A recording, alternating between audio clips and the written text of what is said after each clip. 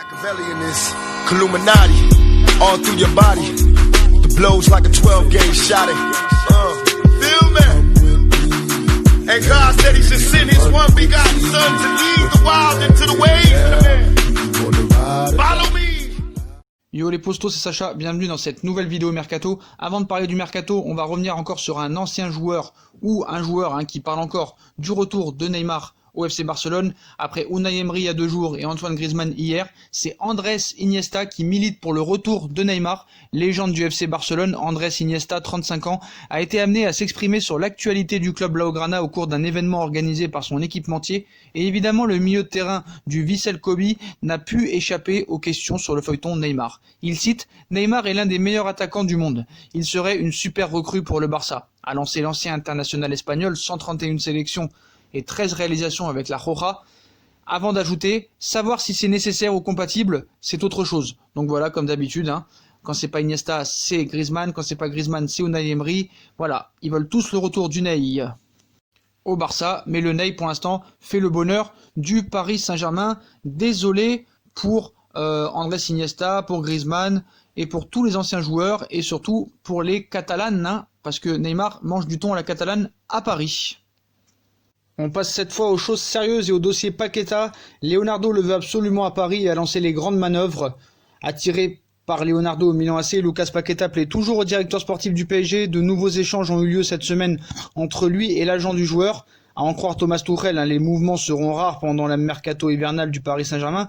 Comme son supérieur Leonardo, le technicien allemand estime que tout changement pourrait affecter l'excellence dynamique du groupe, où Tuchel a dit en conférence de presse ce n'est pas le Monopoly, a lâché l'ancien coach du Borussia Dortmund, ce sont des humains, des joueurs ensemble dans un vestiaire qui ont créé un état d'esprit. À chaque fois qu'un nouveau joueur entre ou part, on n'aime pas trop, il y a toujours une part d'incertitude. Et pourtant, le club de la capitale va être ouvert à 1 ou 2 signatures avant la fin du mois de janvier. On parle toujours d'un possible recrutement au poste de latéral droit, mais aussi dans l'entrejeu auquel Leonardo se verrait bien ajouter Lucas Paqueta, 22 ans. Rappelons que le dirigeant était déjà à l'origine de l'arrivée du milieu de terrain au Milan AC l'année dernière, alors que le Paris Saint-Germain était sur le coup. 1 an plus tard, celui qui est devenu le directeur sportif des Parisiens s'active de nouveau pour son compatriote. Leonardo a été en contact il y a quelques jours, même ce mercredi, avec l'agent du joueur Eduardo Uram, même mercredi soir. On imagine que le directeur sportif du PSG souhaite obtenir l'accord de Paqueta avant de s'attaquer au Milan AC, qui voudrait récupérer les 35 millions d'euros investis pour sa venue.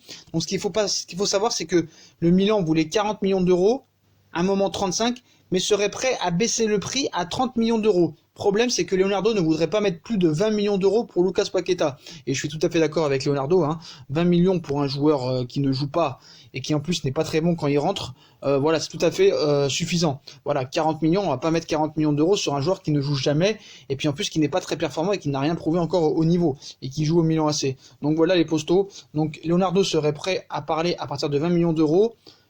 Le Milan voulait 40, après 35 et serait prêt à discuter à 30. Alors est-ce que ça pourrait se faire autour des 25 millions d'euros plus certains bonus?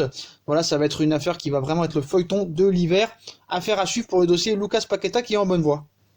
Et surtout, Léo ne lâche pas Tonali. Une offre de 30 millions d'euros à prévoir pour Sandro Tonali. Le PSG bataillerait avec la Juventus et l'Inter pour Sandro Tonali pour rafler la mise. Les Bianconeri compteraient offrir certains de leurs jeunes joueurs en plus d'un chèque de près de 30 millions d'euros. La Juve aurait décidé de passer à la vitesse supérieure pour Sandro Tonali. Très en vue du côté de Brescia, le milieu de terrain de 19 ans aurait tapé dans l'œil de plusieurs écuries européennes. Sandro Tonali serait au cœur d'une bataille royale entre Maurizio Sarri, le coach de la Juve, Antonio Conte, son homologue du côté de l'Inter, et le directeur sportif du PSG, Leonardo. Pour prendre les devants, les Bianconeri seraient déjà prêts à frapper. Un plan monté par Sarri pour Sandro Tonali. Maurizio Sarri aurait prévu de formuler une offre d'une 30aine de millions d'euros pour Sandro Tonali, mais faut expliquer à Tuttosport que c'est pas Sarri qui fait l'échec. Voilà, c'est les présidents, c'est les directeurs sportifs, mais voilà, ou c'est l'actionnaire. Mais c'est pas Maurizio Sarri qui va faire l'échec. Donc ce ne serait pas tout. Pour faire plier la direction de Brescia, le coach turinois voudrait inclure certains de ces jeunes dans la transaction. Encore une fois, c'est pas lui qui a décidé de ça, mais le directeur sportif de la Juve, Pariti, Paritici, je sais pas quoi là, parmi lesquels Mota Carvalho, Kwen Song Hang ou encore Simone Muratore, 21 ans. De son côté, Antonio Conte pourrait également opter pour une stratégie de ce style, à savoir offrir des jeunes joueurs de son effectif en plus d'un joli chèque. Mais quand on écoute Tuto Sport, on a l'impression que c'est les entraîneurs qui font les chèques. Non, les entraîneurs, ils n'ont pas leur mot à dire des fois sur le mercato. Et c'est les directeurs sportifs, les dirigeants et les hautes instances des clubs qui décident. En tout cas, nous, l'avantage qu'on a, c'est qu'on a un grand directeur sportif. Et Leonardo ne lâche pas Tonali. Leonardo aussi est entré en contact avec le joueur, l'agent du joueur et le président de Brescia. Sauf problème, Sandro Tonali aurait sa préférence pour rester en Italie. À la Juve ou à l'Inter, on ne sait pas, mais en tout cas, on se rappelle que Verratti, c'était un peu un dossier similaire et qu'à l'arrivée, le Paris Saint-Germain a eu gain de cause et a amené Verratti au Paris Saint-Germain en Ligue 1, alors qu'en Italie, on le regrette depuis des années. Est-ce que Leonardo pourra récidiver le dossier Tonali comme celui qu'il avait fait en 2012 en faisant venir Marco Verratti au Paris Saint-Germain? En tout cas, on a confiance en Léo. En tout cas, Tonali serait vraiment un plus au milieu de terrain au Paris Saint-Germain. Marquinhos, prolongation actée. Après la prolongation du milieu de terrain Marco Verratti en octobre dernier, le directeur sportif du Paris Saint-Germain, Leonardo, avait deux autres priorités, les prolongations du défenseur central Marquinhos, 25 ans, 15 matchs et 1 but en Ligue 1 cette saison, et de l'attaquant Kylian Mbappé. Et ce jeudi, un accord total a été trouvé avec le Brésilien. Pour officialiser cette nouvelle, l'ancien joueur de l'AS Roma doit simplement parapher son nouveau bail, qui va désormais s'étendre jusqu'en juin 2024. Il s'agit bien évidemment d'une excellente nouvelle pour le Paris Saint-Germain, qui va pouvoir compter sur Marquinhos, essentiel par ses performances mais aussi sa polyvalence pour les années à venir, même si en ce moment je le trouve un petit peu en dessous, mais comme il a joué au milieu de terrain beaucoup, est-ce qu'il a perdu un petit peu ses repères en défense centrale? En tout cas, prolongation actée pour Marquinhos qui va être officialisé dans les prochains jours. Allegri aurait pris une décision radicale pour son avenir. Toujours dans l'attente d'un nouveau défi, Massimiliano Allegri aurait pourtant repoussé les avances d'Arsenal, et pour cause, l'Italien voudrait soit rejoindre Manchester United ou le Paris Saint-Germain, mais il aurait sa préférence pour Manchester United. Libre de tout contrat depuis la fin de son aventure avec la Juventus, Massimiliano Allegri est un homme convoité. Leonardo l'a ainsi contacté récemment en vue d'un éventuel départ de Thomas Tuchel, mais le PSG n'est pas le seul club intéressé. Le Bayern de Munich a également tenté sa chance pour le technicien italien qui semble toutefois privilégier Manchester United. Allegri a refusé Arsenal et attend peut-être un signe de Manchester ou du Paris Saint-Germain. Et à en croire les informations du Daily Mail, Massimiliano Allegri est même prêt à tout pour rejoindre l'Angleterre en premier et les Red Devils. En effet, son départ à Arsenal pour succéder à Unai Emery, l'Italien aurait décliné les approches des Gunners dans le but d'attendre que le banc de Manchester United se libère. Et compte tenu de la situation actuelle au sein du club mancunien, l'avenir d'Ole Gunnar Solskjaer semble effectivement s'inscrire en pointillé. Reste à savoir si Allegri se verra offrir le poste comme il l'espère. En tout cas, on nous avait dit la même chose en 2012 ou en 2011 quand Carlo Ancelotti devait signer au Paris Saint-Germain. On nous expliquait tous que Carlo Ancelotti préférait rester en Angleterre parce que la première ligue, c'était le meilleur championnat du monde et tout. Et à l'arrivée, il a fini au Paris Saint-Germain. Donc voilà, ce n'est que des spéculations et des rumeurs. C'est pas parce que Allegri, soi-disant, préfère aller à Manchester qu'il finira pas au Paris Saint-Germain. Et ça, faut être très clair là-dessus. Voilà. Donc tout le monde reste en course pour Massimiliano Allegri, qui est tout à fait une arrivée possible au Paris Saint-Germain l'été prochain, vu que Leonardo le connaît très bien et qu'il a travaillé avec lui. On en saura plus dans quelques mois.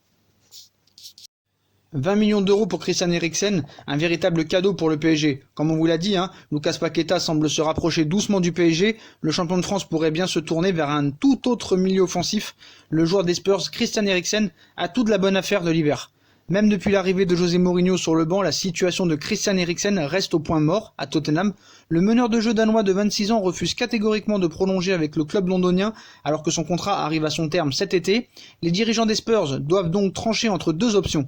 Garder Eriksen jusqu'à la fin de la saison et le laisser partir libre en juin, ou le vendre dès cet hiver.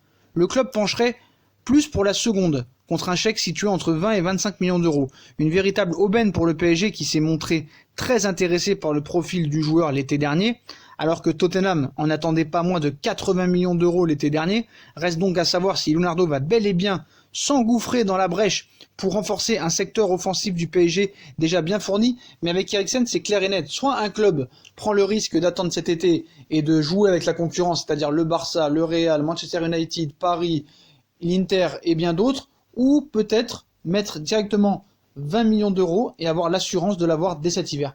Quelle est la meilleure solution ? Pour moi, franchement, 20 millions d'euros et avoir l'assurance de l'avoir dès cet hiver, ce serait pas mal. Mais c'est pas un poste où pour l'instant le Paris Saint-Germain a besoin de joueurs. Et il faut mieux garder ces 20 millions d'euros là pour d'autres joueurs, dont celui-là.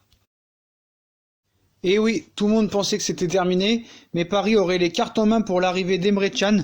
Malgré la dernière déclaration de Fabio Paratici au sujet d'Emre Can, la Juventus serait toujours disposée à vendre l'international allemand cet hiver. On vous explique, alors que des négociations étaient évoquées entre le PSG et la Juve pour un échange incluant Leandro Paredes et Emre Can, Fabio Paratici, coordinateur sportif de la vieille dame, a jeté un froid lundi en annonçant que l'Allemand ne quittera pas Turin en janvier, Emre Can ne partira pas, il est important pour nous et on veut le garder. Malgré cette annonce catégorique, la porte ne serait pas totalement fermée pour Emre Can et c'est pour ça que je vous ai dit c'est de la communication ça. Il faut vraiment que vous sachiez ce que c'est de la communication, surtout dans le football. La Juve disposait à lâcher Emre Can pour 30 millions d'euros. Et voilà, Fabio Paratici a annoncé qu'Emre Can ne quittera pas la Juve, certes, car le club italien n'aurait reçu que très peu d'offres. C'est peut-être pour ça qu'il a dit ça aussi.